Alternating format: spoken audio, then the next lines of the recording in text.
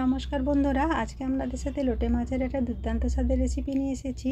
এর আগেও আপনাদের সাথে লোটে মাছের রেসিপি শেয়ার করেছিলাম। আশা করি সেদিনের মতো আজকের ভিডিওটা আপনাদের সকলের ভীষণই পছন্দ হবে।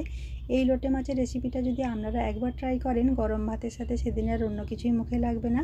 তাহলে দেখে নেওয়া যাক লোটে মাছের পাতুরি আমি কিভাবে বানাই। এখানে লোটে মাছের পাতুরিটা বানানোর জন্য 250 গ্রাম ফ্রেশ লোটে মাছ নিয়েছি। মাছটাকে পরিষ্কার করে জল দিয়ে ধোয়ার পর এটাকে ভালো করে জল ঝরিয়ে রেখে দিয়েছি।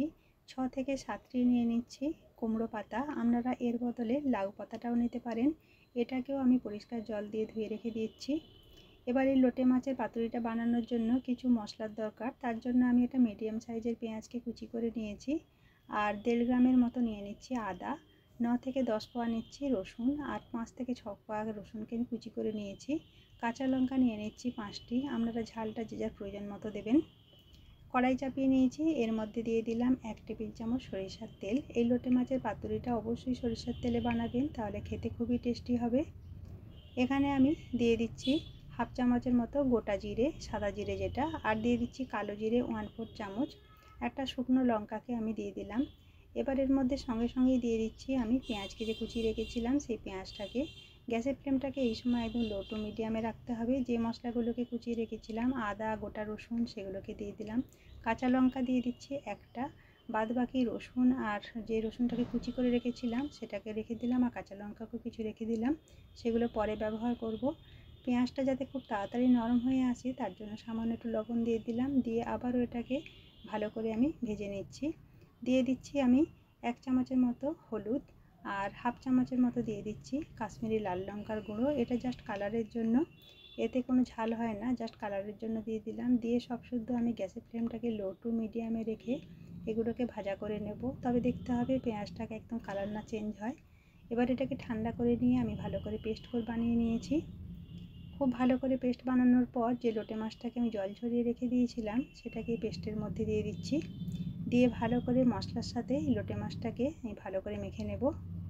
তার জন্য সামান্য পরিমাণ লবণ দিয়ে দিচ্ছি। যেহেতু মশলাটা ভাজার সময় আমি লবণ ব্যবহার করেছি, তাই লবণটা অবশ্যই একটু টেস্টটা বুঝে দিতে হবে। দিয়ে সব শুদ্ধ খুব ভালো করে আবারও আমি একবার মেখে নিচ্ছি। খুব ভালো করে মেখে নিলাম, আর এর মধ্যে দিয়ে দিচ্ছি 1 টেবিল চামচের মতো সরিষার তেল। দিয়ে আবারও খুব ভালো করে মেখে নিতে হবে। লোটে মাছটা আপনারা অবশ্যই একবার এইভাবে বানাবেন, দেখবেন এর স্বাদ ভীষণই টেস্টি হয়। খুব ভালো করে আমার লোটে মাছের সাথে মশলাটাকে মাখা হয়ে গেছে। এবার এটাকে একটা সাইডে রেখে দিচ্ছি। যে কড়াইয়ের মধ্যে মশলাটা করেছিলাম তার মধ্যে সামান্য তেল ছিল, তাই আমি আলাদাভাবে তেল দিলাম না। এবার এর মধ্যে যে কুমড়ো পাতাগুলো রেখেছিলাম, এখানে প্রায় 3 থেকে 4টির মতো কুমড়ো পাতা আমি ভালো করে বিছিয়ে দিচ্ছি। এবার এর মধ্যে আমি সামান্য পরিমাণে একটু তেল দিয়ে দিলাম। বন্ধুরা, আমার ফোনের ভয়েস রেকর্ডারটা একটু গন্ডগোল হচ্ছে, তাই ভয়েসটা এরকম লাগছে, আপনারা অবশ্যই একটু বুঝে নেবেন। আর এখানে আমি পাতার ওপর যে লোটে মাছটাকে মশলা দিয়ে মাখিয়ে রেখেছিলাম সেই লোটে মাছগুলোকে টোটাল মশলা শুদ্ধই এর মধ্যে সাজিয়ে দিচ্ছি। খুব ভালো করে পাতার ওপর ভালো করে সাজিয়ে দিতে হবে। দেওয়ার পর এর মধ্যে যে মশলাটা ছিল সেই মশলাগুলোকে আমি টোটাল এর মধ্যে ভালো করে দিয়ে দেবো। এবার খুব ভালো করে সাজিয়ে নেওয়ার পর আমি যে রসুনগুলোকে কুচি করে রেখেছিলাম সেই রসুন কুচিগুলোকেও আমি এর মধ্যে দিয়ে দিচ্ছি। এই গোটা গোটা রসুনগুলোকে আপনারা অবশ্যই দেবেন, দেখবেন যখন সেদ্ধ হয়ে যাবে ভাতের সাথে খেতে ভীষণই টেস্টি লাগে। রসুন দেওয়ার পর যে কাঁচা লঙ্কাগুলোকে রেখে দিয়েছিলাম, বাদবাকি কাঁচা লঙ্কাগুলোকেও আমি একটু চেরাই করে নিয়েছি। তারপরে আমি চেরাই কাঁচা লঙ্কাগুলোকেও দিয়ে দিলাম। এবার যে ধনিয়া পাতা কুচি করে রেখেছিলাম একটু ধনিয়া পাতা কুচিও দিয়ে দিলাম। পাতাটা থাকলে দেবেন, না থাকলে নাও দিতে পারেন, তবে দিলে খুবই টেস্টি হবে।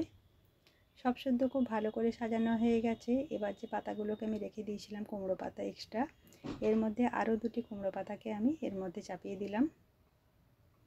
এইভাবে আপনারা লোটে মাছটাকে অবশ্যই এবার বানিয়ে খাবেন বন্ধুরা, দেখবেন ভীষণই টেস্টি হয় গরম ভাতের সাথে।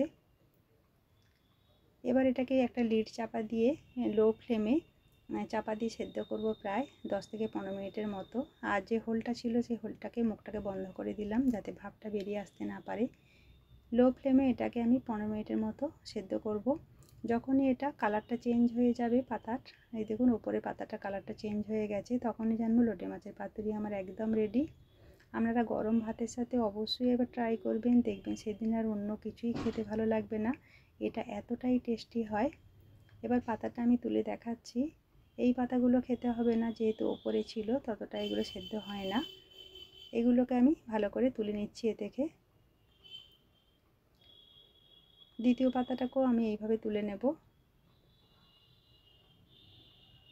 দেখুন কতটা সুন্দর লাগছে। এটা দেখতে যতটা সুন্দর হয়, খেতে কিন্তু ভীষণই টেস্টি হয়। বন্ধুরা, আপনারা অবশ্যই একবার ট্রাই করবেন। গরম ভাতের সাথে আপনাদের সেদিন আর অন্য কিছুই লাগবে না। আজকের লোটে মাছের পাতুরি যদি ভালো লেগে থাকে প্লিজ একটা লাইক দিতে ভুলবেন না, আর কমেন্ট করে অবশ্যই জানাবেন কেমন লাগলো। চ্যানেলের নতুন বন্ধু হলে চ্যানেলটাকে সাবস্ক্রাইব করে রাখার অনুরোধ রইল। আবারও দেখা হবে এরকমই কোনো নতুন রেসিপি নিয়ে। সবাই ভালো থাকবেন, সুস্থ থাকবেন।